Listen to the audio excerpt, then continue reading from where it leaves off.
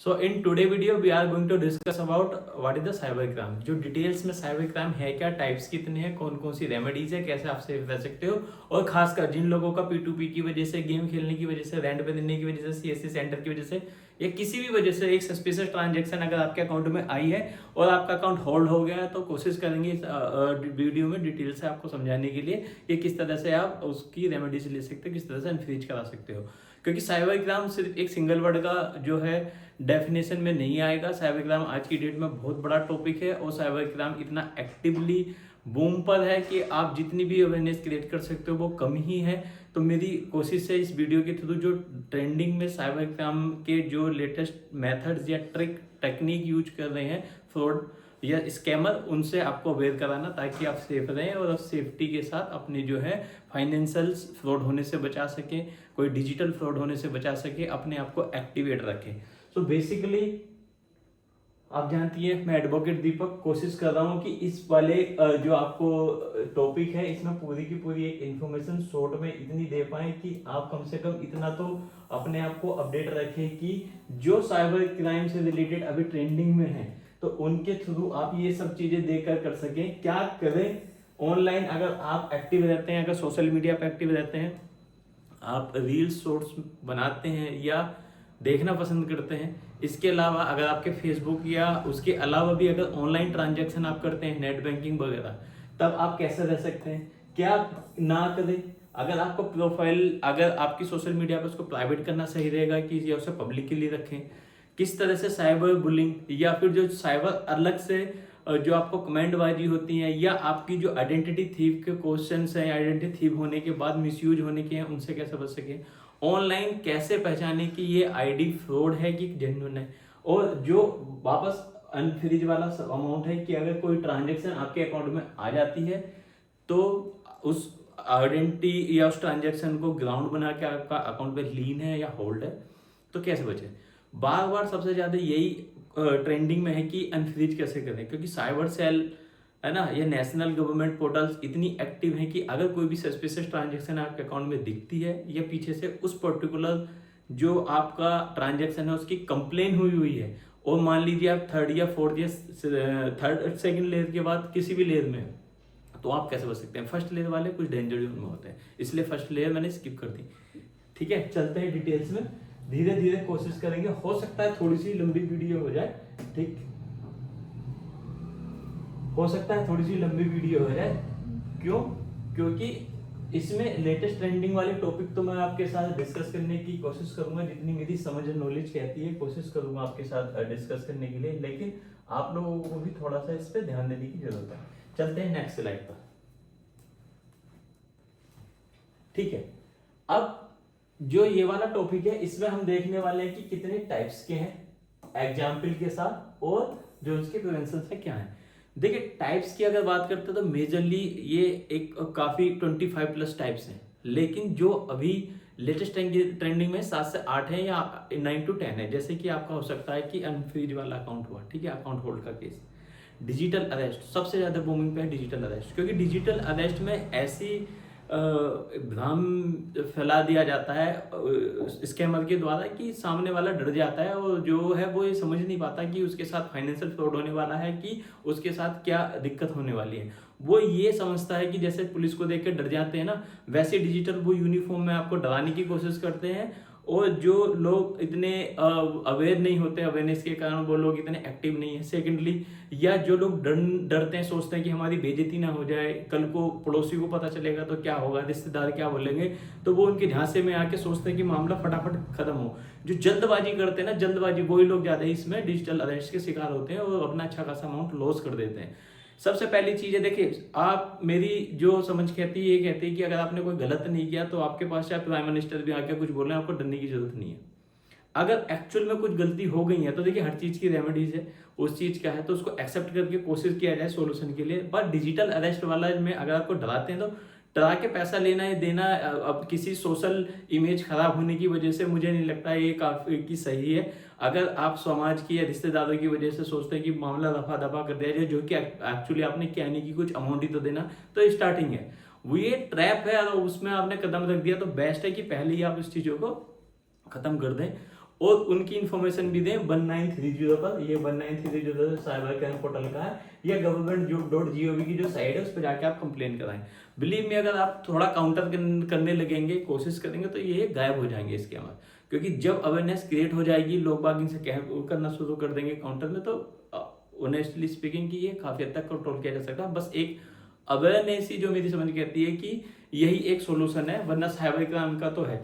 अब दूसरा आप देखो ना, आपके जो टेलीकम्युनिकेशन वाले हैं उन पर भी टोन पर लगाया गया है कि डिजिटल अरेस्ट के लिए स्पेशल की कोई आपको पुलिस वाला, जज या किसी और की भी वीडियो कॉल आए वगैरह, तो आप समझ सकते हैं कि डिजिटल अरेस्ट किसने लेवल पर है। तो अगर टाइप्स की बात करें तो पहला डिजिटल अरेस्ट है यहाँ पर, ठीक है। तो डिजिटल अरेस्ट से कैसे सेफ रह सकते हैं, वो बोलते हैं आप ये घुमाओ, आप पैसा हमारे अकाउंट में ट्रांसफर कर दो, या किसी आरबीआई का अकाउंट देंगे या एसबीआई का अकाउंट देंगे, ताकि बिलीव जनरेट करने के लिए कि हाँ एसबीआई के अकाउंट में ले रहे हैं, बोलेंगे कि वेरीफाई करके वापस आपके अकाउंट में दे देंगे।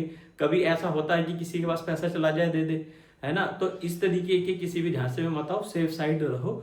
और कुछ ऐसी जो है, अगर आप सोशल मीडिया पे हैं तो ट्विटर हुआ, इंस्टाग्राम हुआ, फेसबुक हुआ, वहां पर सारी जगह पर अवेयरनेस क्रिएट करने के लिए गवर्नमेंट के पोर्टल्स हैं, उनको 2-4 को एक्टिव रखो, ताकि डे टू डेट की जो भी एक्टिवेट चीजें आए वो नोटिफिकेशन के द्वारा आपको अपडेट रहे। अच्छा लगता है तो मेरा चैनल भी सब्सक्राइब कर सकते हो। जितनी मेरे को नॉलेज मिलती है, जितनी मेरे को डिटेल्स मिलती है, मैं कोशिश करता हूँ आप लोगों के साथ शेयर करने के लिए। तो डिजिटल अरेस्ट एक ऐसा है, एग्जाम्पल का मैंने आपको आइडिया दे ही दिया। वो कोई भी फ्रॉड बंदा आपको कॉल करेगा, आपको डराने धमकाने की कोशिश करेगा कि आपका एयरपोर्ट पे ये पार्सल पकड़ा गया है, एयरपोर्ट नहीं है तो किसी और वजह से बोला जाएगा कि आपके अकाउंट में हवाला का पैसा आया है या किसी और चीज का आया है। आप बोलोगे हम इन्वॉल्व नहीं है, कह रहे हैं यहाँ पे हमारे पास डॉक्यूमेंट है, सीबीआई की। अच्छा वो तो ठीक है, कुछ लोग अब तो इस हद तक हैं कि पीछे होटल की आवाज आती है, बोलते हैं कि हम आपके घर आ रहे हैं, है ना, कि बस आप रास्ते में बताओ। अभी लेटेस्ट न्यूज भी थी, एक लेडी को बोलते हैं कॉल करके कि हम रास्ते में, पीछे होटल की आवाज आ रही थी कि आपके यहाँ हम लोग आ रहे हैं, अगर आपको बचना है तो बताओ क्या रेमेडीज है। यानी कि वो ऐसा रिप्रेजेंट कर कि बंदा जल्दी में फटाफट के रास्ते में है, ज्यादा सोच ना पाए, फटाफट एक्शन ले ले कि लो पैसे दफा दफा करो या जो उसको चाहिए।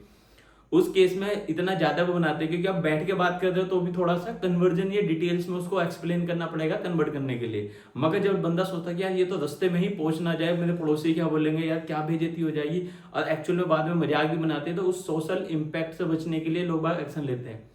वो लेडी तेज थी, वो लेडी ने उसको बोला कि अब आ रहे हो तो रास्ते में से मोमोज लेके आ जाना। उस पड़ोस वाले के मोमोज ठीक है, तो उसने होटल बंद करा।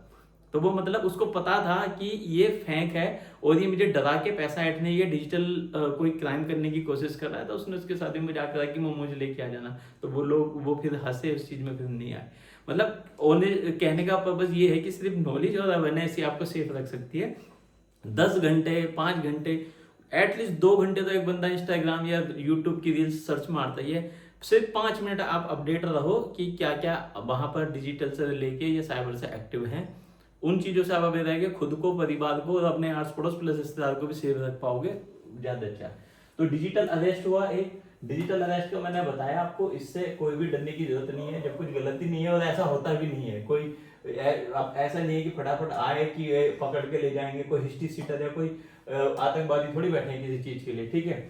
सेकंड, जो मैंने इसमें कोशिश की थी कि कैसे आप सेफ गार्ड रह सकते हैं, ठीक है। चलो नेक्स्ट मैं दिखाता हूं कि और क्या क्या है। और उससे पहले मैं आपको बता देता हूं कि अगर आपको कोई भी ऐसी क्वेश्चन पूछने की जरूरत पड़ रही है जो लगता है कि थोड़ी सी डिटेल्स में और चाहिए, तो आप फ्री किसी भी वक्त आप क्वेश्चन पूछ सकते हैं। किसी भी वक्त का मतलब ये कि नाइट में, हालांकि टीम से रिप्लाई करती है, कुछ बंदे एक्टिव रहते हैं, विद एपीआई कनेक्टेड है, आपको रिप्लाई मिलेगा। पर बेस्ट है कि आप डे टाइम में पूछेंगे, और जो मुझसे पूछना चाह रहे हैं वो डे टाइम में कर सकते हैं। और 12-2 बजे के बाद ज्यादा मैं एक्टिव रहूंगा, क्योंकि फर्स्ट हाफ में हार्डली हमको टाइम मिलता है किसी के रिप्लाई या फोन अटेंड करने के लिए। आपको पता ही है कि इतने बिजी रहते हैं कि वहां पर फोन भी अलाउ नहीं होता। तो अगर कोई क्वेश्चन एक्चुअल में ऐसा हुआ है, आपको चाहिए, तो जितनी हम हेल्प कर सकते हैं आपको हेल्प कर देंगे, बता देंगे कि कैसे आप सेफ रह सकते हैं। अगर ये हो तो उसकी रेमेडीज क्या है, जितनी हमारी हद तक लिमिट है, ठीक है। चलिए नेक्स्ट मैं आपको बताता हूँ कि और क्या क्या इसमें हो सकता है। बैंक अकाउंट अनफ्रीज करने की प्रोसेस भी इसी में ही बताऊंगा, क्योंकि वो इसी टाइप्स ऑफ साइबर क्राइम का पार्ट है।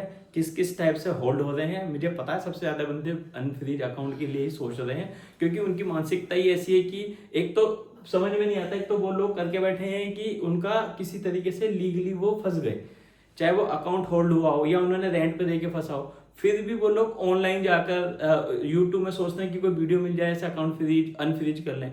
देखो उससे सिर्फ आपकी इंफॉर्मेशन और नॉलेज बढ़ सकती है, जो हेल्प कर सकती है आपका अनफ्रीज जल्दी कराने में, या फिर एक अच्छे तरीके से समझ के साथ अनफ्रीज कराने के लिए। वरना अगर अकाउंट फ्रीज हो चुका है किसी भी वजह से हो, और चाहे वो वापस आ रहा कि आपने P2P USDT सेल किया हो, ठीक है, आपने जो बाइनेंस है उसके, या फिर आपने गेम खेला हो, तो उसको थोड़ा सा समझने की जरूरत है। देखो ऐसे ही अकाउंट फ्रीज नहीं होगा। कुछ लोग कहते हैं कि हमने गेम खेला था, मेरा 2 लाख मेरा गेम में लॉस हुआ, पर मुझे 10,000 रुपए मैंने अर्निंग की थी। सिर्फ गेम आप ही नहीं खेल रहे हो, उस पर्टिकुलर गेम को बहुत सारे लोग खेल रहे हैं, और अगर आपने 2 लाख रुपए का लॉस वहां पे किया है, यानी कि लॉस हो चुका है, हार चुके हो, तो उनमें से और भी आपके भाई बंधु ऐसे होंगे जिन्होंने 1 लाख 2 लाख 5 लाख हारा होगा। अब आपके केस के देखते तो आपने 10,000 वहां से विन किया और 2 लाख आपने वहां पे लॉस किया। वैसे ही कोई और बंदा होगा तो वो कंप्लेन कर देगा कि इन्होंने तो फॉल्स मेरे साथ गेम में चीटिंग की है, मैं जीत रहा था मगर इन्होंने मेरे को लॉस पहुंचाया है। तो वो वहां पर साइबर पोर्टल पर अगर उसने कंप्लेन कर दी या 1930 पर कॉल करके कंप्लेन कर दी, तो क्या होता है, साइबर जो सेल है वो इन्वेस्टिगेशन अपनी स्टार्ट करती है, और इन्वेस्टिगेशन का ही ये प्रोसेस है। जैसा है ना इंक्वायरी, ट्रायल, इन्वेस्टिगेशन, इंक्वायरी, फिर ट्रायल। तो पहला पार्ट इन्वेस्टिगेशन का, फिर इंक्वायरी होगी, फिर अगर पाया जाता है तो ट्रायल होता है। तो जो इन्वेस्टिगेशन का पार्ट है, उसी केस में सपोज करो किसी का 5 लाख या 2 लाख का लॉस हुआ, और उस पर्टिकुलर ये एक अकाउंट है, इसको जी लिख देता हूं, जी फॉर गेम, या फिर USDT वहां पे सेल किया, या फिर P2P बाइनेंस से सब पार्ट है, या रेंट पे दिया, कुछ भी XYZ ऐसा रीजन है।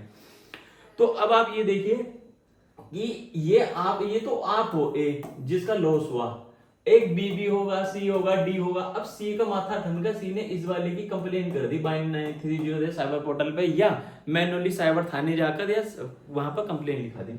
तो जब इन्वेस्टिगेशन शुरू होगी तो ये जो 2 लाख रुपए हैं जिस आगे को ट्रांसफर करे, मान लो आज 1 तारीख है, 1 तारीख को कंप्लेन हुई, तो 1 तारीख के बाद इस G वाले अकाउंट से, गेम वाले से जितने को ट्रांसफर हुआ उन सबको वो होल्ड कर देगा। रीजन क्यों है? क्योंकि देखो अब आपने भी यहाँ 10,000 रुपया जीता था 2 तारीख को, या 1 तारीख को, या 2 तारीख को मान लीजिए, क्योंकि 1 को तो कंप्लेन हुई थी, तो 2 तारीख को आपने 10,000 रुपए जीता जो आपके अकाउंट में आया। ये 2 लाख लॉस हुआ था, उससे मतलब नहीं है। तो अब 1 तारीख को कंप्लेन भी की किसी ने, इन्वेस्टिगेशन स्टार्ट होगी, तो जो साइबर सेल के IO होंगे आपके इन्वेस्टिगेशन ऑफिसर, वो इसलिए होल्ड करते हैं कि उन्हें अगर इन्वेस्टिगेशन में ये लगता है कि एक्चुअल में सस्पिशियस जो ट्रांजैक्शन गई है ये जो है जेन्युइन है, ये फ्रॉड है, या ये वापस चाहिए, इसका जो जी की जो C ने 5 लाख की मान लीजिए कंप्लेन की थी, 5 लाख को कवर करने के लिए, तो तब तक होल्ड करके रखते हैं कि ताकि बंदा निकाल ना ले। मान लो इन्वेस्टिगेशन चल रही है और आपके IO को लग गया कि एक्चुअल में आपको वापस करना है पैसा, ये रिफंड करना है, ये एक्चुअल में इसका 5 लाख का नुकसान हुआ है, तो उनकी जिम्मेदारी है, उनकी ड्यूटी है कि इसका 5 लाख रुपए रिकवर कराना। ले पाएगा ये कोर्ट के ऑर्डर से, लेकिन रिकवर कराने की जिम्मेदारी आपके IO के इन्वेस्टिगेशन ऑफिसर की है। तो जो IO आपका रिकवर कराएंगे तो उस पर्टिकुलर को होल्ड करके रखते हैं। अब रही बात इसकी कि कितने दिन होगा, सबसे ज्यादा क्वेश्चन पूछते हैं कब हो जाएगा, तो इन्वेस्टिगेशन का तो बहुत टाइम टेकन प्रोसेस है, इसलिए कई बार टाइम भी लगता है। आप कोशिश करते हो जल्दी, ये जल्दी वाला शब्द ना इंडियन लीगल हिस्ट्री में नहीं पाया जाता, मैं आपको बताऊं। यहाँ पर बड़े आराम से काम होता है और हर एक चीज में डिटेल लगती है, क्योंकि एक इन्वेस्टिगेशन ऑफिसर प्लस जो पुलिस वाले हैं प्लस जज साहब हैं या अदर्स हैं, वो काफी सारे रोल्स में इन्वॉल्व होते हैं, और टाइमली कुछ नहीं होता है ना, आपको पता ही है लीगल का। तो जब ये इसलिए उसको होल्ड कर देते हैं, इसका अकाउंट भी होल्ड हो जाएगा, बेशक इसने 2 लाख रुपए लॉस किए, पर 10,000 तो आए ना बाद में कंप्लेन के। अब इसकी कंप्लेन हुई इस अकाउंट में, इस अकाउंट से जिसको पैसा गया सबका जो अकाउंट होल्ड है ये लीन है। डिपेंड करता है लेयर के हिसाब से, किस अगर लेयर ज्यादा है आपकी तो लीन लगा देंगे, अदरवाइज उनको लगता है तो वो होल्ड लगा देंगे। क्यों? क्योंकि अगर नहीं लगाते तो आप पैसे निकाल लोगे। मान लो 1 तारीख को कंप्लेन में हुई, 2 को इन्होंने होल्ड करना था, इन्होंने किया नहीं, तो क्या होगा कि 2 को किया नहीं, उसके बाद पता चला 5 तारीख को इन्वेस्टिगेशन में कि एक्चुअल में फ्रॉड है, अब पैसा वापस करना है। अब क्या हुआ, IO साहब ने होल्ड नहीं कराया बैंक को बोलकर, तो क्या होगा, पैसा कहां से लाके देंगे, अपनी जेब से तो देंगे नहीं। फिर उनकी इन्वेस्टिगेशन पे भी क्वेश्चन उठेगा कि जब आपको कंप्लेन मिली थी, आपका इन्वेस्टिगेशन स्टार्ट था, आपको कैसे क्लियरिटी पता चला कि ये फ्रॉड है या नहीं है, तो उस पर्टिकुलर टाइम पीरियड के लिए आपने क्या रेमेडीज ली, आपको होल्ड क्यों नहीं किया, तो अपनी जॉब पे थोड़ी ना लेके आएंगे। एक्चुअली हर चीजों का प्रोसेस है, इसलिए होल्ड होते हैं। ठीक, गेम का मैंने एक एग्जाम्पल लिया। सिमिलरली गेम अगर नहीं है, मैं आपको बता देता हूँ, गेम नहीं है, यूएसडीटी भी सेल किया, या जो दुबई वाले बंदे हैं, सबसे ज्यादा तो दुबई वाले आके बोलते हैं साहब तो दुबई से रेगुलर हम पेमेंट करते थे। नेक्स्ट करना ज्यादा, चलो इधर देखते हैं कि हमारे पास तो दुबई से पैसा आता था रेगुलर, हम लोग दुबई से ट्रांजेक्शन अपने घर करते थे, हम यहाँ पे जॉब करते हैं, और मैं रेगुलर बेसिस पे अपने होम टाउन अपनी मम्मी को या अपनी वाइफ के अकाउंट में या अपने भाई को या मैं अपने ही इंडियन वाले अकाउंट में दुबई वाले अकाउंट से पैसा ट्रांसफर करता था। या इसके अलावा साहब मैंने रेंट पे दे दिया था, मेरे दोस्त ने मेरे को बेवकूफ बनाया। देखो रेंट वाली कहानी यार मेरे को थोड़ी कम पसती है, और मेरे भाई बंधु उनको पस जाती होगी। रेंट वाला देखो ऐसा कोई इतने भी बच्चे नहीं हो कि आप किसी को अपनी पर्सनल चीज दे रहे हो, जो कि अकाउंट है। सबसे मोस्ट सिक्योर चीज है अकाउंट, जिसमें डिटेल होती है। अब कोई बंदा आता है कि तेरे अकाउंट में पैसे दे दूंगा, कुछ तुझे मिल जाएंगे, इस लेवल का अगर लालच आपके अंदर फंसा हुआ है और आपका अकाउंट होल्ड हो जाता है, तो मैं तो कहता हूं कि ठीक ही हुआ। परेशान होने वाले तुम लोग होनी चाहिए कि हो, क्यों? क्योंकि यार अकाउंट जैसी चीज आप रेंट पे दे दो, रादर देन किसी ने अगर चीटिंग धोखे के साथ कर दिया, या आपको पता ही नहीं चला कि उसने फ्रॉड का अमाउंट मंगाना है। जैसे बहुत सारे लोग एक्चुअल में सही है कि स्टूडेंट थे, किसी सीनियर ने पैसा मंगा लिया, या आपको फीस देनी थी, किसी पे उधार था, किसी दोस्त ने दिया तो वो किसी फ्रॉड अकाउंट से आ गया, उसको भी नहीं पता था। वो तो चलता है, लेकिन ऐसे भी बहुत पूरे ग्रुप है, और बहुत अच्छे से आप लोग भी जानते हो पूरा का पूरा ग्रुप एक्टिव है, जो दूसरे के अकाउंट लेता है, रेंट पे देता है और अपना एक्स नंबर ऑफ अमाउंट अपने पास रखता है। तो उस केस में अगर उसने अपना दिया तो अपना भी होल्ड करा लेता है, प्लस साथ में जो दूसरे का दिया दूसरे का भी होल्ड करा लेता है। अब वो लोग कॉल करते हैं, मिलने आते हैं, पूछते हैं कि कैसे रेमेडीज ली जाए। तो इस वाले पे मैं थोड़ा ही इंटरेस्ट कम दिखाता हूँ, क्योंकि एक्चुअल में उसकी गलती थी, उसको पता ही था कि आगे जाके कुछ गलत हो सकता है। अब वो फंस गया तो वो अपने आप को बिल्कुल शरीफ दिखा के कोशिश करता है, वरना ये रेंट वाला ना अब ज्यादा दिन वैसे भी नहीं टिकेगा, बहुत ज्यादा पॉपुलर हो चुका था। जॉब वाले का एक बार को इसका फिर भी जेन्युइन लगता है कि हाँ वो अगर रेगुलर बेसिस पे दे रहा है, तो अब ऐसी क्या सिचुएशन हो गई कि पिछले 2 साल से ट्रांसफर कर रहा था, तो इस वाली लास्ट मंथ की ट्रांजेक्शन में ऐसा क्या था कि होल्ड कर दिया। इसका सोल्यूशन भी तीसरा और चलता है कि जो यूएसडीटी वाला हो गया, या सीएससी सेंटर हो गए, है ना, या और भी क्या कि किसी ने कंप्लेन मार दी, है ना। और एक दो लेटेस्ट आ रहा है, देखो जो जेन्युइन की तरीके से, वो भी बताता हूँ। मान लो कोई कंपनी है, ठीक है, जो कॉर्पोरेट में भी है। एग्जाम्पल के तौर पर समझिए कि कोई एक ऐसी एजेंसी है जो सर्विस देती है, मान लीजिए डिजिटल मार्केटिंग की सर्विस देती है, या वेबसाइट की सर्विस देती है, या ट्रेवल एजेंसी है ना, या ट्रेवल के साथ साथ और भी XYZ कुछ भी ऐसी है जो सर्विस दे रही है आपको, प्रोडक्ट नहीं। प्रोडक्ट तो एक्चुअली आपने पैसे दिए या दिया तो आप सामान ले रहे हो, मगर सर्विस का क्या होता है, सर्विस ली। अब इनकी जो टर्म कंडीशन थी वहां पे लिखा था कि 15 या 30 डेज मनी बैक गारंटी है, अगर आपको पसंद नहीं आती। जो प्रोडक्ट में लिखा रहता है, प्रोडक्ट में तो फिर भी प्रोडक्ट आप रिफंड कर देते हो, मगर सर्विस में आ रहे। मान लीजिए किसी ने एक बंदे से वेबसाइट बनवाई, और वहां पर लिखा था कि ये वेबसाइट का जो टाइम बना के देगा आपको, सिर्फ 10 दिन के अंदर पूरी बना के दे देगा। अब वेबसाइट बनाने के लिए डिपेंडेंसी होती है कंटेंट वाले के ऊपर, वेबसाइट के लिए डिपेंडेंसी होती है इमेज बनाने के ऊपर, उसके ऊपर होता है जो वेबसाइट डेवलपर है, थीम है, पेमेंट की है, तो सारी चीजें ये टाइम टेकिंग प्रोसेस है। पर उसने 10 दिन के अंदर कमिटमेंट कर दी कि आप मुझे पे कर दिए, मैं 10 दिन के अंदर आपकी वेबसाइट बना के दे दूंगा जो एक्टिव होगा, होस्टिंग डोमेन सब लेके, ठीक है।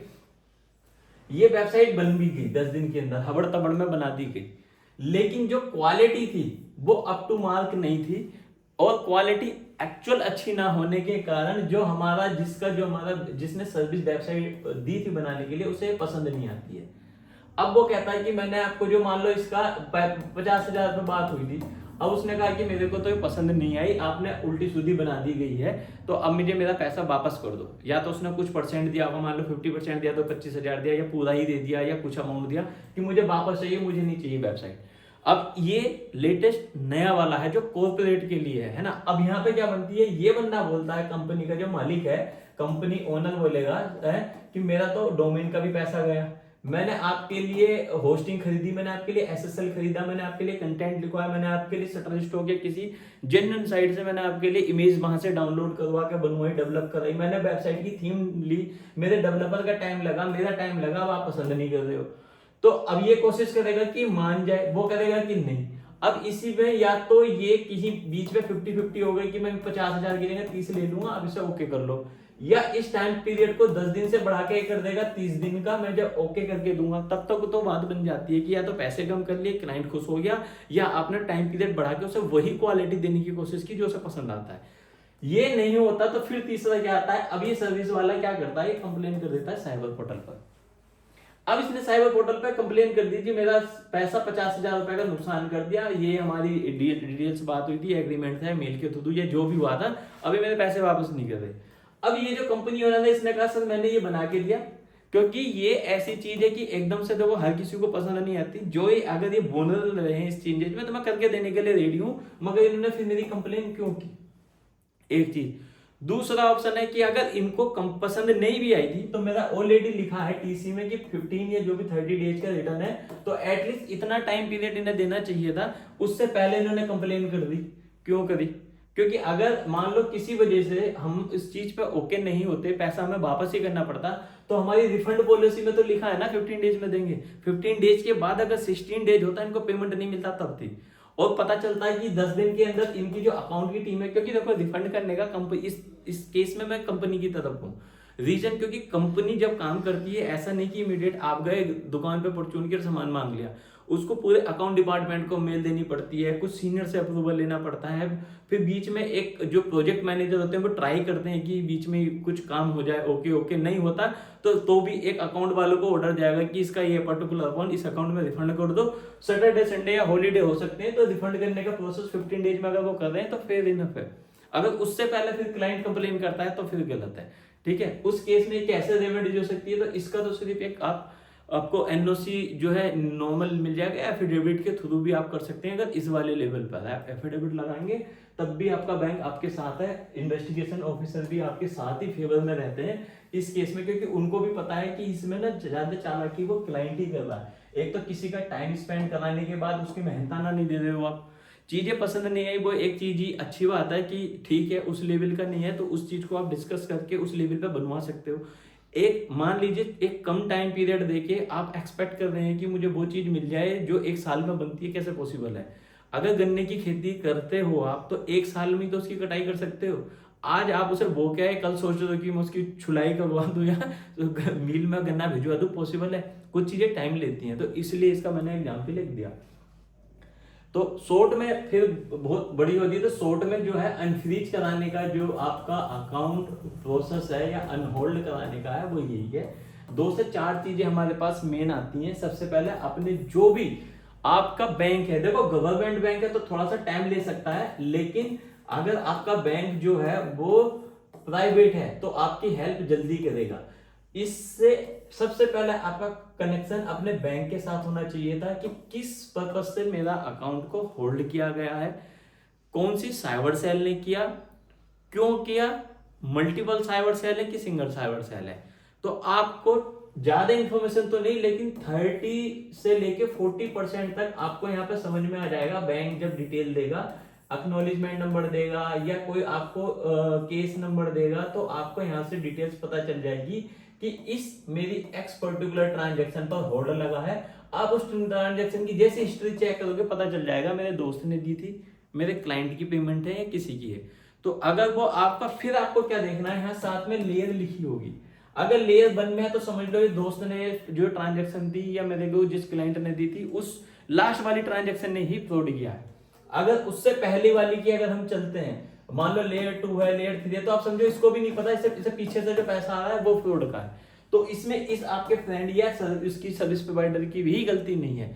तो आपको जब सबसे पहला जैसे आपको इन्फॉर्मेशन या आपको आइडिया लगता है कि मेरा अकाउंट होल्ड हो गया, तो बेसिकली आप अप्रोच तो बैंक को ही करोगे, मगर क्यों, किस रीजन की वजह से हुआ वो आपका यहाँ पर बैंक आपको इन्फॉर्मेशन दे देगा। तो पहला अनफ्रीज कराने का आपको बैंक को अप्रोच करना है। सेकंड नंबर पे आपको देखना है कि जो आपको ट्रांजैक्शन आई है वो वैलिड है, उसकी आपके पास क्या क्या एविडेंस है। एविडेंस या वैलिड का मतलब ये है कि अब मान लो आपका ट्रांजैक्शन आई, आप फर्नीचर सेल करते हैं, आप कोई सर्विस सेल करते हैं, आपको फ्रेंड्स ने दिया है, सीएससी सेंटर कुछ भी आप चलाते हैं, आपको वैलिड आई है तो आपके पास उसकी इनवॉइस होगी। बिजनेस ओनर तो जीएसटी भी आपने दिया होगा, या किसी भी तरीके से अगर आपने पेमेंट ली है आपके अकाउंट में, अगर उसके पास उसके एविडेंस है तो उसको दूसरे नंबर पर रखना है। एक होगा जिसके पास होंगे और एक होगा जिसके पास नहीं होंगे। तो नहीं होने वाले का भैया थोड़ा सा और लंबा प्रोसेस है, लेकिन अगर आपके पास उसके प्रूफ है तो आप पे जल्दी काम निपट जाएगा। ये इसलिए बता रहा हूं क्योंकि सबसे ज्यादा दो कॉमन क्वेश्चन पूछते हैं कि मेरे को कितना पैसा लगेगा अनफ्रीज कराने के लिए, और मुझे जो है क्या नाम कितना टाइम लगेगा। क्योंकि एक्चुअल में आप वो फंस गए, वो सोच रहे हैं बस जल्दी दफा दफा मामला हो जाए और पैसा तो लगे ही नहीं पैसा तो वकील साहब दे दे, ये पॉसिबल नहीं है। क्योंकि देखो ये वैरी करता है केस टू केस। अगर आपका केस ऐसा है कि जल्दी हो सकता है तो ओब्वियसली आप 2 दिन के अंदर करा सकते हो। अगर आपका ऐसा है कि कहीं आपके पास एविडेंस नहीं है, किसी और का पैसा है, रेंट ले रखा है, किसी और का पैसा आपने अपने अकाउंट में मंगा के किसी और को दे रखा है, तो भैया इन्वेस्टिगेशन का टाइम पीरियड है, उसमें कह नहीं सकते कितना लगे। 3 महीने भी लग जाते हैं, 6 महीने भी, कई साल भी लगते हैं। ठीक है, तो ये टाइम वाला क्वेश्चन तो पूछ के अपना और हमारा टाइम खराब मत करो। दूसरा रही बात पैसे की, तो पैसे की देखो कंसल्टेशन फीस जो भी लेते हैं वो चार्ज करते हैं कोई भी एडवोकेट, क्योंकि अपना टाइम और एनर्जी एफर्ट्स करते हैं वो आपके लिए। उसके अलावा तो केस को देख के पता चलता है, मगर अनफ्रीज कराने वाले के केस में मुझे नहीं लगता बाद में ज्यादा केसेस या कुछ खर्चा इसमें आता है। ठीक है, ओके। तीसरा हमारे पास जो वैलिड प्रूफ हो जाता है कि जब हमने ये किया थी साइबर सेल कौन सी। साइबर सेल कौन सी का मतलब ये है कि मान लो मेरा अकाउंट जो है वो होल्ड या फ्रीज करा है और साइबर सेल मेरी नॉर्थ की है, मेरे अपने सिटी की है जहां पे मैं रहता हूं, तो आपको लैंग्वेज बैरियर नहीं आते, आप उनको इजीली जाके अप्रोच करके मिलके भी बात डिस्कस कर सकते हैं। देखो 70% जो है वो ये है कि अगर आप नहीं भी जाएंगे, आपसे जो इन्वेस्टिगेशन ऑफिसर आपसे पूछ रहा है, आइए जो डॉक्यूमेंट्स की रिक्वायरमेंट है पूछने के लिए, उस ट्रांजैक्शन हिस्ट्री की डिटेल्स आपने से पूछना चाह रहे हैं, वो अगर आप दे पा रहे हो उनको और उनका satisfaction level up to mark है कि हाँ कि वो आपकी जो बात आपने बताई उससे सेटिस्फाइड है, तो आपको कहीं जाने की जरूरत नहीं, आपको मिल जाएगा। लेकिन अगर आईओ को लगता है कि आप ना हो कुछ और दिखा कुछ और रहे हो, है ना, हो सीता दिखा गीता, वो वाला सीन आ रहा है ना कि आप एक्चुअली हो तो शक्तिमान पर गंगाधर की कोशिश कर रहे हो, तो ये आईओ क्या करते हैं, आपको बुलाते हैं। बुलाने के 2 रीजन है। पहला तो ये कि आपको फेस टू फेस आपके साथ क्वेश्चन वो पूछ सकते हैं और जो उनको डिटेल से आपके साथ देख सकते हैं। बात वही है कि फोन पे पता नहीं चल पाता। मान लो एग्जाम्पल के तौर पे किसी सोहन का अकाउंट होल्ड हुआ और उसका भाई मोहन है, मोहन सोहन बन के बात कर रहा है, वो सोहन जो स्मार्ट है, तो उनको क्या पता चलेगा। क्वेश्चन सिर्फ ये है कि उनको ये लगना चाहिए कि उस जो ट्रांजेक्शन है जिसको सस्पिशियस काउंट करके आपका अकाउंट फ्रीज या लीन लगा हुआ है, उसकी उनको डिटेल्स मिल गई और वो सेटिस्फाई है कि आपका उसमें कोई इन्वॉल्वमेंट नहीं है, तो मैं आपको ये गारंटी दे सकता हूं कि आपका जो इन्वेस्टिगेशन ऑफिसर है सेम डे ही आपको एनओसी रिलीज कर देगा आपके बैंक के लिए। एनओसी होता है नो ऑब्जेक्शन सर्टिफिकेट, यानी कि अब उनको कोई ऑब्जेक्शन नहीं रहा, बैंक को मेल जाएगी कि भैया इनका अकाउंट अनफ्रीज कर दिया जाए, उसमें लिखा होगा। बैंक के पास भी एक लीगल टीम होती है, वो उसको वेरीफाई करेगी, जेन्युइन है तो वो उसको ऑर्डर पास कर देती है कि अनफ्रीज कर दो, और आपका अकाउंट विद इन 2 और 3 डेज अनफ्रीज हो भी जाता है। लेकिन ये तभी है कि जब आपके आईओ को लगता है ना, वो आप देखने पे हम लोगों को या पुलिस वाले डिपार्टमेंट को पता ही है कितने शरीफ लोग हमें मिलते हैं, सारे शरीफ लोग हम लोगों को, वकील को, पुलिस वालों को मिलते हैं, तो बाकी आप लोग समझ ही सकते हो कि जितने लोग आते हैं कैसे। यही रीजन है कि बुलाएं। अगर आपके आईओ बुला रहे हैं, पास में है, तो मेरी रिकमेंडेशन आप बिल्कुल बेधड़क होकर उनको विजिट करके आओ और डिटेल्स में जाओ। आपको लग रहा है कि अरेस्ट ना कर दें, चांसेस होते हैं कि कुछ ऐसे केसेस हैं कि बैठा भी सकते हैं आपको, तो आप अपना एडवोकेट लेके जाइए साथ में। आपको अगर डर लग रहा है या आपके पास वैलिड प्रूफ नहीं है, आपको लग रहा है कि गलती कर दी, तो भी आप अपना एडवोकेट लेके जाइए। आपको लग रहा है कि हाँ रेमेडीज है, मैं अफोर्ड कर सकता हूँ एडवोकेट लेके जाइए। और हम लोगों की हेल्प इतनी रहेगी कि छोटे मोटे अगर आपके कोई क्वेश्चन है या जितनी एक्चुअल में हमें नॉलेज और समझ के आती है, हम बिल्कुल ये तो नहीं कहते कि सारी चीज़ हमारे पास एक्सपर्टीज है, पर हम लोग सिर्फ साइबर क्राइम के ही केसेस में डील करते हैं। लगता है हम लोग बीच बीच में कैंप भी ऑर्गेनाइज करते हैं फ्री अवेयरनेस क्रिएट करने के लिए। कई बार थाने पुलिस और अदर्स की भी हेल्प लेके उनके साथ टाइप करके हम अरेंज करने की कोशिश करते हैं। और ऑनलाइन भी मैं आता हूँ। सैटरडे पहले रेगुलर कोशिश करता था, पर अभी ज़्यादा दिन ट्रैवल और सब चीज़ों के लिए मैं नहीं आ पाता, पर कोशिश रहेगी 2nd या 4th या मंथ में एटलीस्ट 2 बार मैं आपके साथ लाइव रहूँ। लाइव रहने के लिए आपको सब्सक्राइब कर लेना है। सब्सक्राइब करने के लिए आप जब आप सब्सक्राइब करते हैं तो जिस टाइम पर मैं लाइव होता हूं आपको ओनली नोटिफिकेशन जाती है, आप उसको कनेक्ट करके लाइव हो सकते हैं। यूट्यूब पर लाइव नहीं जाते बिल्कुल हम, क्योंकि रीजन ये है कि जितने लोग हमसे क्वेश्चन पूछते हैं, सपोज आप भी पूछते हैं, तो उसमें आपकी पर्सनल डिटेल्स इन्वॉल्व होती है और ये यूट्यूब की गाइडलाइन भी है कि किसी की पर्सनल जो है डिटेल्स ऐसे नहीं कर सकते। और दूसरा हम भी अवॉइड करते हैं कि एक्चुअल में मान लो ए बंदे की डिटेल्स बी बंदे को पता चले। सिर्फ अगर हमारे पास आई तो हमारा अपना ये कॉन्फिडेंशियल इंफॉर्मेशन जो हम उसको कर नहीं करते। इसीलिए मैं बोलता हूँ कि आप जब सब्सक्राइब करेंगे, आपको एक सेशन जब लाइव होगा जाएगी नोटिफिकेशन, उसमें आप जाओगे तो आपको आप ही की चीज की होंगी, छोटे छोटे सेशन है उसमें ब्रेक कर देते हैं। ये एक्सपर्टीज है टीम की, जिसे LMS बोलते हैं, उसमें ऑलरेडी API के साथ कनेक्टेड है, तो आप हो सकते हैं। बस इतना करना है, अच्छा लगता है तो सब्सक्राइब कर लीजिए, वरना यू आर द बेटर, आपकी अपनी चॉइस है। अच्छा, फिर हम कहाँ पे थे?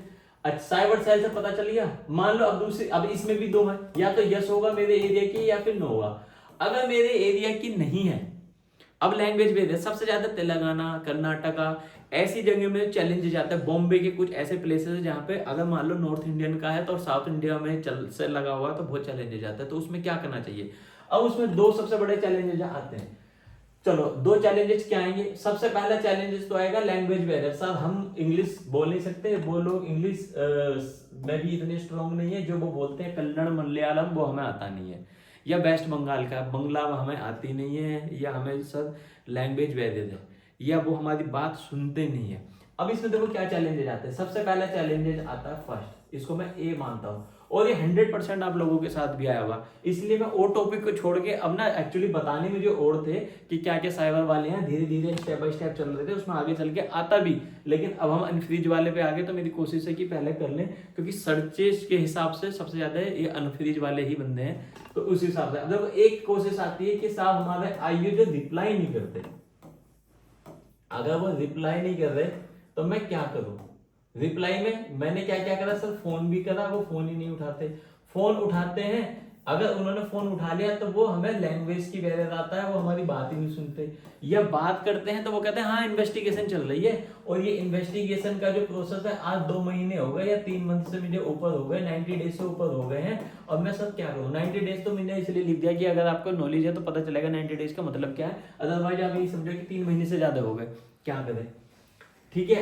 चौथा, या आईओ साहब बुलाते हैं वहां पर, मेरा ऐसा है नहीं लेयर 4-5 है, मेरे 200 रुपए आए थे सर, गेम की थी, मैंने जो इन्फॉर्मेशन से दे दी, या एक्चुअल में आपके पास क्रिस्टल क्लियर सारी चीजें हैं जो आपने सेल की थी, वो आपने उनको दे भी दी, अब वो फिर भी बुला रहे हैं, है ना? अब तो क्या करूं, जाऊं ना जाऊं, बैठा तो नहीं लेंगे, अंदर तो नहीं कर देंगे, जमानत तो नहीं लेनी पड़ेगी, क्या सारी चीजें यहाँ पे, और 2-3 ऑप्शन बन जाते हैं।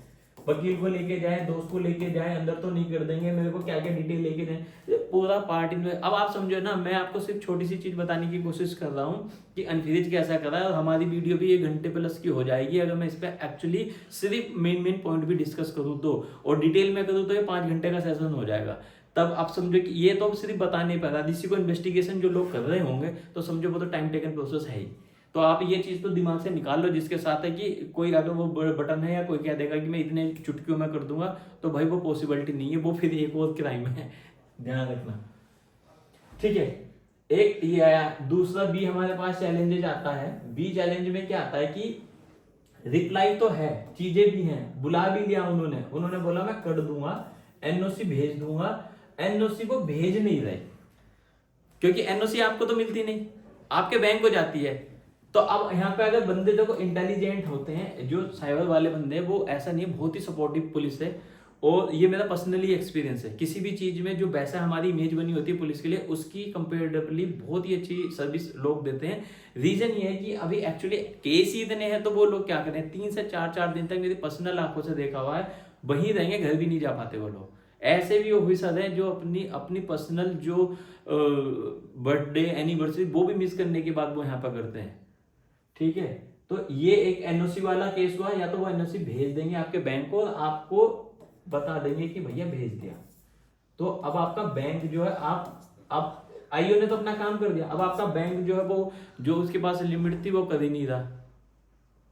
ठीक है, अब वो कह रहा है कि भैया एनओसी, आईओ तो कह रहा है कि मैंने भेज दी, बैंक फिर इनक्रीज नहीं कर रहा जी सर, 2 हफ्ते हो गए या 2 महीने हो गए। तो अब आपको ना बैंक को अप्रोच करना है कि उसको नोटिस भिजवाना है, कि उससे डिटेल्स लेनी है, कि उस पर काउंटर फाइल करनी है, कि क्या करना है, ये होंगे। तो ये अगर मैं पूरा चार्ट बनाऊंगा ना तो ये बहुत सारी डिटेल्स हो जाएगी।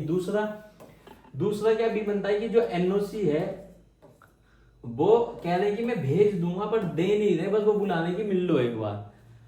तो अब इस मिल लो को मैं क्या ही बताऊं, तो मिल लो जाके, ठीक है।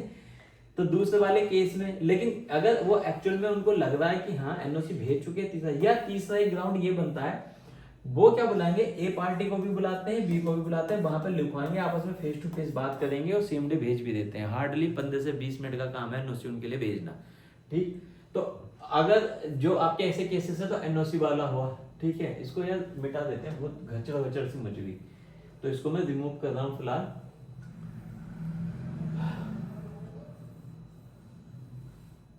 ये भी मैं रिमूव कर रहा हूँ। जिन्होंने शुरू से देख रहे हो तो उसको ठीक है, नहीं देख के बीच में आए हो तो उसको एक बार बीच में से देख लेना, ठीक है। अब उसका फिर एक नेक्स्ट पार्ट था कि डी में इसको कर देता हूँ कि हम वहां पर हो भी आए, आईओ के साथ मिल भी आए, सारी डिटेल्स भी हो गई, अब भी अकाउंट अनफ्रीज नहीं है। क्यों? क्योंकि जिसने कंप्लेन की थी वो ये कह रहा है कि अब मुझे जो उसका लॉसेस था, मान लो 1 लाख का था, अब उसे 3 लाख रुपए कर दिया कि 3 दोगे तो मैं कराऊंगा।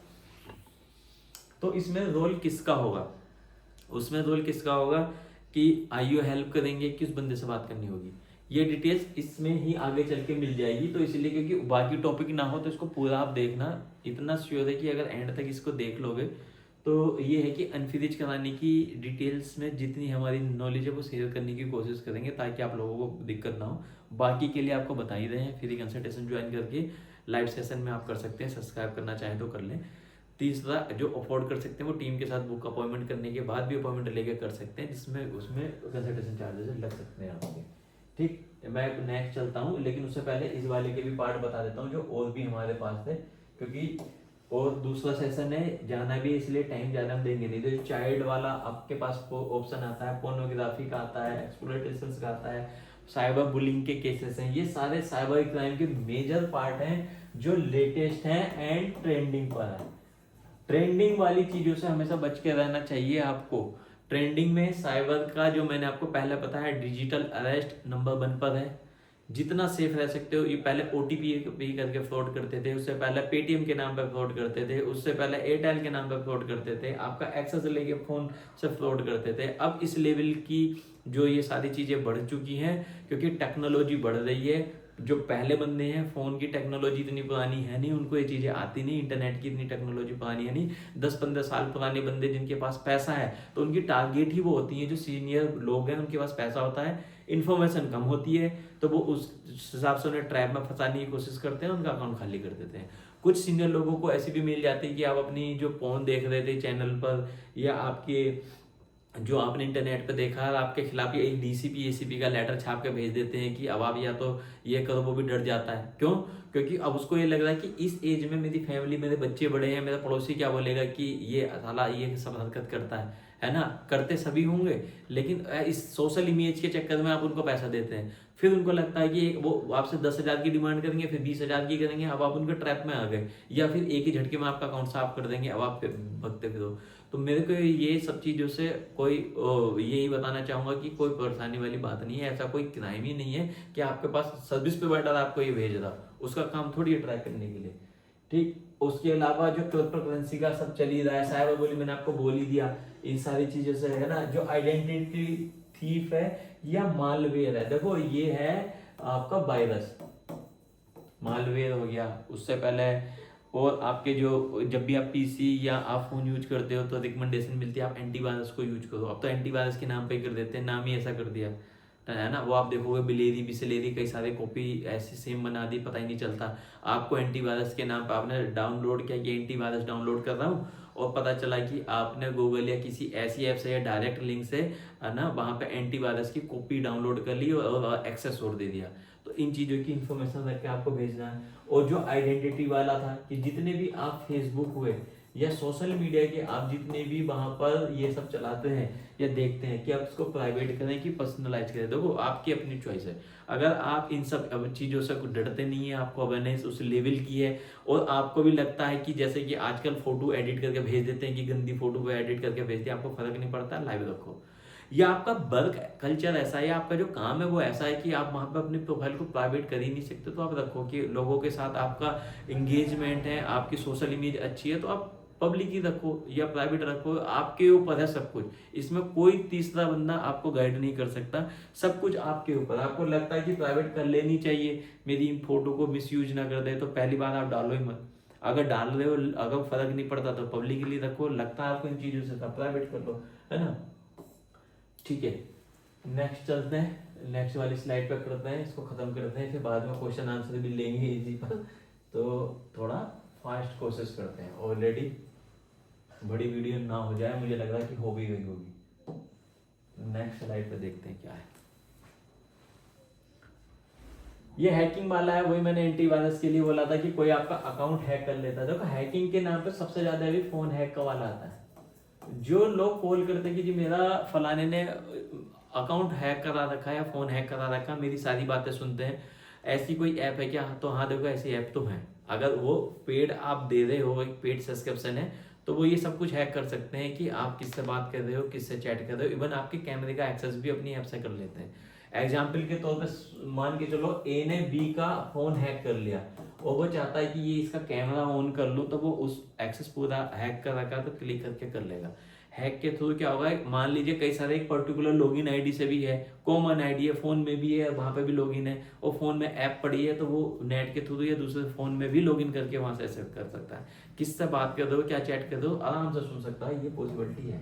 तो सिमिलरली पीसी के केस में है, कि सिमिलरली कैमरे के केसेस में, ऐसे बहुत सारे केसेस आपने देखे होंगे कि वीडियो आती हैं कि कॉल सेंटर में अंदर फर्जीवाड़ा चल रहा था, किसी ने वाईफाई से हैक करके वहां की रिकॉर्डिंग भी रख ली और पूरी डिटेल्स दे दी। तो ये सब पॉसिबिलिटी है। इसमें अनऑथराइज्ड जो एक्सेस आपके पास है, अगर कोई नोटिफिकेशन आता है, आपको सेफ साइड रहना है, तो आप वो डिस्ट्रॉय करें, उसको मना करें। इवन गूगल या अदर्स भी ऐसे कोई आपकी ईमेल अदर्स कहीं पीसी पे लॉगिन होगी, तब भी आपको इन्फॉर्मेशन आती है, आप उसको नेगलेक्ट करें कि मैं था तो यस, नहीं तो नहीं। दूसरा, अगर आपकी ये कोई ऐसी चीजें आती हैं, आपको चाहिए कि इनसे सेफ रहें, तो अपने पासवर्ड रेगुलर बेसिस पे चेंज करते रहें। कोई अनऑथराइज साइट से कोई भी चीज, ऐप या फिर कोई एपीके फाइल डाउनलोड ना करें। .apk देखो, किसी भी उस पर लिखा होगा ना एपीके फाइल पर, और आपको कई बार व्हाट्सएप पे भेज ना करें। अब जैसे सपोज करो होली आ रही है, अब आप लोग क्या सोच रहे हैं, स्पैमर खाली बैठे होंगे, उनकी पूरी टीम काम करती है, वो क्या कर रहे होंगे, अब होली पे आपको हैप्पी होली का मैसेज आएगा, GIF आएगा, कोई PDF आ गई, आप सोचोगे विश करा मेरे दोस्त ने, इमेज में क्लिक किया, थी वो एपीके फाइल आपके फोन में डाउनलोड हो गई, एक्सेस ले लिया। अननोन, अगर किसी जेन्युइन बंदे से आया, उसने चलो गलती से फॉरवर्ड कर दी, मान लो ए को आया था, बी दोस्त था, उसको फॉरवर्ड कर दी, इसने डाउनलोड कर ली, आपको पता है ए मेरा पुराना दोस्त है, जानता हूं, आपने कर ली, वहां पे चांसेस कम होते हैं। मगर सबसे ज्यादा किसी एक अननोन फोन से आपको विश का आया, आपको पता ही नहीं, आपने तो क्लिक कर लिया क्योंकि विशेष तो है, या कोई इंटरनेशनल नंबर है ना, USA का नंबर है, UAE का नंबर, क्लिक किया, तो इन चीजों से तो आप ही सेफ रह सकते हैं, कोई नहीं बता पाएगा आपको हाथ पकड़ के, थोड़ी सी तो सतर्कता आपको खुद ही रखनी पड़ेगी। ठीक, इनका क्या इम्पैक्ट आपको पता है, फाइनेंशियल लॉसेस हो सकते हैं, आपकी चीजें वहां से, आपकी जो इमेजेस है, वीडियो, पर्सनल चीजें आपकी एक्सेस की जा सकती हैं। इवन आप देखोगे कोई भी अगर आप वहां पर ऐप इंस्टॉल करते हो, आपकी आपसे अलाउ कराती है कि आप ओके कीजिए कि एक्सेस ये देंगे। ठीक है, मालवेयर तो एक काइंड ऑफ आपका वायरस है। अगर ये मालवेयर हुआ, उसके बाद ट्रोजन हुआ, उसके बाद वह ट्रोजन आपकी कॉपी बना देता है, मालवेयर का एक्सेस देगा, RTF एक करके आता है, RTF ऐसा ही आपके उसमें घुस गया तो धीरे धीरे सारी इन्फॉर्मेशन दूसरे को दे देता है। ठीक है, तो इन सब चीजों से तो बचने के लिए आप ही की समझिए, इसमें मैं क्या यही आपको बताऊं, हैकिंग के लिए कि हाँ, अगर आपको लग रहा है आपकी डिवाइस हैक है, तो आप एक बार उसको काउंटर या आप उसको एक बार ऑडिट करा सकते हैं। आपको अगर एक्चुअली लगेगा तो ऑडिट वाले सेंटर आपको सर्टिफिकेट देंगे कि आपकी डिवाइस हैक थी, पूरी डिटेल्स उसमें आती है। उस जो सर्टिफिकेट को ग्राउंड बना के आप साइबर क्राइम में कंप्लेन कर सकते हैं। फिर साइबर सेल्स को जब ऑर्डर मिलते हैं तो उस केस पे वो उसको पूरा करेगी छानबीन, उसको लगता है तो जिसने हैक किया उसको अरेस्ट भी करेगी। ये हो सकता है इसमें, है ना। नेक्स्ट चलते हैं, देखते हैं क्या है इसमें।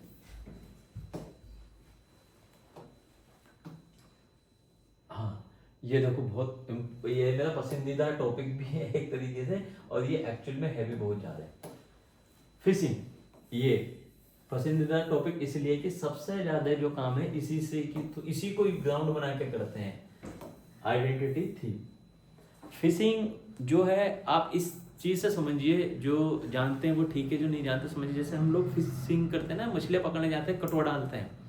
कटुआ मतलब जो फिश पकड़ने की रोड होती है, एक डालेंगे, कुछ नेट डालते हैं ना, तो ये वो फिशिंग तो वैसी फिशिंग है जहाँ पर हम लोग मछलियाँ पकड़ते हैं। ये फिशिंग सिमिलरली वैसे ही फिशिंग है, लेकिन ये डिजिटल फॉर्म में है, ऑनलाइन के फॉर्म में है। इसका पर्पज मछलियाँ पकड़नी, आप लोगों को पकड़ना है। चाहे आपकी जो फाइनेंशियल लॉस करने का उसका इंटेंशन हो, मोटिव हो, या किसी और पर्पज से कर रहे हो, तो ये वाली फिशिंग ऐसी वाली फिशिंग है। इसमें क्या हो सकता है, सेम टाइप की वेबसाइट बना देते हैं, सेम टाइप वेबसाइट या क्लोन वेबसाइट हो गई, है ना, आपको पता ही नहीं चलेगा। जैसे मान लो HDFC बैंक है, HDFC का हम नाम सिर्फ यूज कर रहे हैं इंफॉर्मेशन प्रोवाइड करने के लिए, या HDFC छोड़ो, यहाँ कोई ABCD बैंक है, वो बैंक यहाँ पे लिखा होता है। अब आपने देखा बैंक का ए का अल्फाबेटिकल वाला जो ए होता है ना, सिमिलरली ए के जैसा लगता है। अब यहाँ बैंक की जगह ए की जगह उसने अल्फाबेटिक की जगह ना ये अल्फा ले लिया, सेम साइड कॉपी मार दी वहां पर। आपने सर्च मारा, सर्च भी नहीं मारा, आपको लिंक भेज दिया गया, आपको लगेगा बिल्कुल डिट्टो वैसे ही है जैसी उस बैंक की है, किसी भी बैंक की। बस वहां पे अब इतना टाइम थोड़ी कि आप एक एक चीज देखोगे। ए और वैसे अल्फा में जो है डिफेंस कर पाना इतना फास्ट में तो भी बहुत मतलब डिफिकल्ट होता है, ठीक। तो ये आप वहां पे फंस जाते हैं।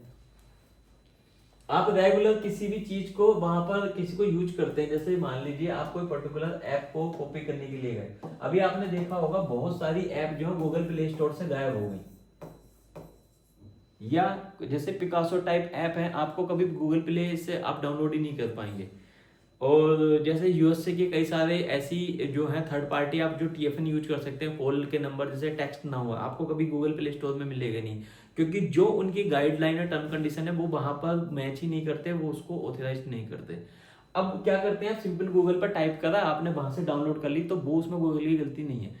अनऑथराइज कोई भी ऐप आप डाउनलोड कर रहे हो, या फ्री मूवी देखने के चक्कर में आप अपने मोबाइल में ऐप कोई डाउनलोड कर रहे हो, या कोई एडिटिंग ऐप डाउनलोड कर रहे हो, या शाम को लाइव चैट करने के चक्कर में ना कोई ऐसी ऐप डाउनलोड कर रहे हो जो अनऑथराइज है, जो प्ले स्टोर में भी नहीं है। काफी हद तक प्ले स्टोर वाली फिर भी सेफ मानी जाती हैं, क्योंकि वो गूगल की गाइडलाइन को फॉलो करती हैं, तभी गूगल का जो सर्विस प्रोवाइडर है एड मूव जिसके थ्रू आप डाल सकते हैं, वो अलाउ करता है, रहने दे, अलाउ करता है, तभी आप इसको डाल सकते हैं, ठीक है। तो ये फिशिंग का पर्पज किसी भी तरीके से कोई फेक मेल के थ्रू, किसी फेक ऐप के थ्रू, किसी फेक वेबसाइट के, वेब पोर्टल के, किसी भी थ्रू आपको वहां पे फंसाना है। मैट्रिमोनी वाली साइट हुई शादी.com टाइप, वो भी उसी की तरह मिलेंगी आपको देंगे 5 मिनट में लाइव चैट करो, या 2 मिनट लड़की से वीडियो कॉल करने के लिए आपसे क्लिक करा के वहां पे डिटेल भरवाओगे, और शाम का टाइम है, आप भी मूड को आपने शुरू कर दी चैटिंग, आपसे वहां से पेमेंट लेंगे, एक तो वो एक्सेस कर लिया, फिर इन्फॉर्मेशन एक्सेस कर ली, फिर आपका पूरा एक्सेस कर लिया, सुबह को आपको लिए पूरा पैसा गायब था। तो ये इस फिशिंग ही सबसे ज्यादा जो है 80% जड़ है साइबर क्राइम की। इसमें डिफरेंस कर पाना बहुत ही डिफिकल्ट है, और कितना भी कोशिश कर लो, जो एक्सपर्ट है, मैंने ऐसे भी देखे हैं जो साइबर क्राइम सेल के SHO हैं, वो भी इस फिशिंग के चक्कर में फंस गए थे। तो ये इतना डिफिकल्ट है, इसमें सिर्फ ये इतनी सेंसिटिव चीज है कि इसको आपको क्या करना है, कोई भी अनवांटेड ऐसा URL या क्लिक आती है, या कोई ऐसी फाइल आती है, किसी अदर्स मैसेज से आता है, कोई जहां पर आपने रजिस्टर नहीं करा, आपको OTP का मैसेज आ रहा है, जहां पर आपने कभी इन्फॉर्मेशन नहीं दी, वहां से आपको इन्फॉर्मेशन आ रही है, इमीडिएट बेस पे कंप्लेन करो, इमीडिएट बेस पे अपने पासवर्ड ID चेंज करो, इमीडिएट बेस पे सिक्योर करो। और मैं बार बार कहता हूँ कि देखो हर घर में बच्चे हैं, बच्चे गेम खेलते हैं, ऐसे अनऑथराइज गेम भी इंस्टॉल हो जाएंगे, आपको पता नहीं चला बच्चे ने कर दिया। तो ये आपकी अपनी मैनेजमेंट या अपनी समझिए कि जिस पर्टिकुलर फोन में गेम खेल रहे हो, PC है या कोई लॉगिन है, या बच्चे खेल रहे हैं, आप भी खेल रहे हो, आपका रेगुलर आप रह ही नहीं सकते, आपको खेलना ही खेलना है, शाम को चैट या कुछ और कर रहे हो, तो ऐसे फोन में अपनी बैंक की डिटेल लॉगिन ही मत करो, या ऐसी कोई पर्सनल इंफॉर्मेशन उस फोन में रखो ही मत। कोई एक्सेस भी करेगा तो क्या कर लेगा, ऐसे कर सकते हो। 2 फोन अफोर्ड कर सकते हो तो दूसरा कर लो, या नेट बैंकिंग सिर्फ, अगर 2 फोन भी अफोर्ड नहीं कर सकते तो एक ऐसा बैंक रखो जिसमें आपके हमेशा 2-4 हजार रुपए ही रहे, कि अगर मान लो किसी वजह से एक्सेस कर भी लिया, फ्रॉड हुआ, तो आपको 2-3 हजार से ज्यादा का नुकसान ना हो, ठीक है। उसकी भी आप बाद में कंप्लेन कर सकते हो। आप उसमें सारी इन्फॉर्मेशन वो डाले हो जिसमें आपकी सारी इन्फॉर्मेशन बैंक की मेन अकाउंट की है, तो वही जो स्कैमर है वो तो अपनी ड्यूटी ईमानदारी से करेगा ही, वो तो उड़ा देगा, वो है ही उसी चीज के लिए, और वो तो उसके लिए उस दिन की पार्टी वाला दिन होगा। तो इस केस में सबसे जो आपका एक्टिव रहना है, आप देखो ना ऑनलाइन जाके इसके बारे में आप डिटेल भी पढ़ना, how to save from the cyber phishing या डिजिटल फिशिंग या फिशिंग से कैसे बचें। ये हर लाइव में जितने कॉल सेंटर टेक सपोर्ट वाला चलाते हैं वो सिर्फ फिशिंग के बेस पे चलाते हैं। आपने सुना होगा कि यूएसए के क्लाइंट को इतने करोड़ों का नुकसान पहुंचा दिया, इंडिया में चल रहा था फर्जी कॉल सेंटर। तो वो फर्जी कॉल सेंटर से दिक्कत नहीं है गवर्नमेंट को, ये लोग क्या करते हैं, ये अपने आप को दिखाएंगे HP प्रिंटर वाले हम हैं, है ना, या हम लोग क्या बताएंगे कि हम लोग एंटीवायरस की सर्विस देते हैं, किसी पर्टिकुलर ब्रांड का नाम यूज करके उसको चुना लगाएंगे, ठीक है, या किसी पर्टिकुलर ट्रैवल एजेंसी किसी एयरलाइन का नाम लेके वहां पर पर्टिकुलर चुना लगाएगी उनको, जबकि है नहीं। लेकिन जब उस बंदे को पता चलता है तो वो वहां पे कॉन्ट्रा फाइल करता ही है। तो वापस ले जाने का पर्पज ये कि इन लोगों की साइट भी सिमिलर वैसी ही बनी रहती है, सेम लोगो यूज करेंगे उस ब्रांड का, सेम ही उनके जो प्रोडक्ट सर्विसेज होंगी उनका डिजाइन यूज करेंगे। उनका सिर्फ एक ही पर्पज है कि ये सारी चीजों को आपको कैसे भी घुमा फिरा के यूज करना। हिला इसको एक बार, ठीक है, एक सेकेंड।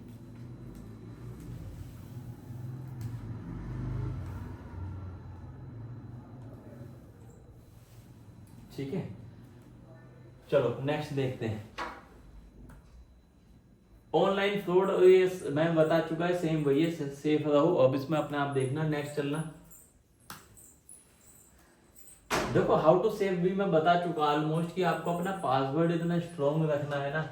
आप बैंक में भी जाओगे, देखो बैंक आपको रिकमेंड करता है कि हर 7 डेज या 30 डेज में अपना पासवर्ड चेंज करो, और ये सिर्फ बैंक के ही नेट बैंकिंग के लिए नहीं है। आप अगर यूपीआई यूज कर रहे हो तो चेंज करो, आपकी कोई ईमेल आईडी है उसको चेंज करो, आपका होस्टिंग का पासवर्ड है उसे चेंज करो, जहां जहां आपको लगता है कि आपकी मेन इंफॉर्मेशन है उसको चेंज करने के लिए, ठीक है। और सॉफ्टवेयर अपडेट रखो, क्योंकि सॉफ्टवेयर अपडेट क्या, हमें ना फ्री की आदत है, हम लोग फ्री की थीम यूज करेंगे वेबसाइट के लिए, हम लोग क्या करेंगे फ्री का, अगर विंडो भी यूज करते हैं फ्री वाला यूज करते हैं, कोई हम लोग सॉफ्टवेयर यूज करेंगे उसको क्रैक वर्जन की कोशिश करेंगे या ट्रायल वर्जन या फ्री वाला मिल जाए, तो जो क्या कि फ्री वाला अपडेट नहीं होता, जब वो अपडेट करेगा आपसे पैसे मांगेगा, तो वो फिर पेड में हो जाएगा, पैसे आपने देने नहीं, आप फ्री यूज कर रहे हो तो वो लोग आपके कोई भी इजीली उसको एक्सेस कर सकता है।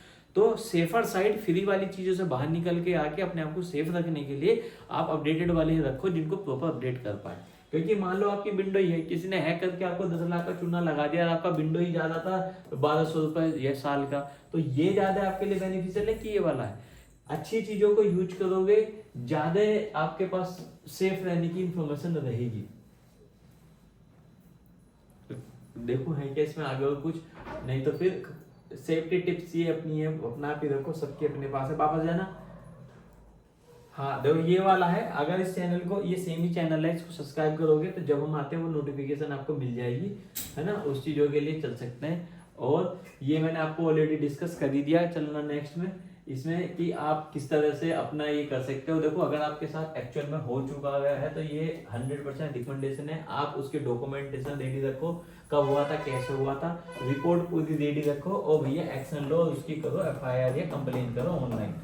जब तक आप इन स्पैमरों की ऑनलाइन कंप्लेन नहीं करोगे या इनकी FIR नहीं करोगे, गवर्नमेंट को इनकी इंफॉर्मेशन जाएगी नहीं, वो एक्शन लेगी नहीं, इन लोगों की हिम्मत बढ़ेगी और क्राइम बढ़ता जाएगा। आप लोग तो फिर भी समझदार होंगे, पढ़े लिखे, सोचो उन लोगों का जिन्होंने पूरी जिंदगी मेहनत करके पैसा रखा, सीनियर स्टेज में, ना वो कंप्यूटर से भी है ना टैक्स से भी है, उनके साथ ऐसा फ्रॉड हुआ और अभी तक वो किसी को बता नहीं पा रहे, चुपचाप जाकर उन्होंने कुछ ऐसा गलत कदम उठा लिया, तो उससे अच्छा तो आपके बने ऐसी ज्यादा ऑप्शन है, ठीक है, बढ़ा सकते हैं। और ऐसा कोई आप लोगों में से तो मेरा फ्री सेशन ज्वाइन कर सकते हो या मैसेज करके भाई हेल्प ले सकते हो, पूछ सकते हो, कुछ गलत चीजें करने की जरूरत नहीं है। चलो आगे, कोई इतनी बड़ी चीज नहीं है, देख लेंगे उसे।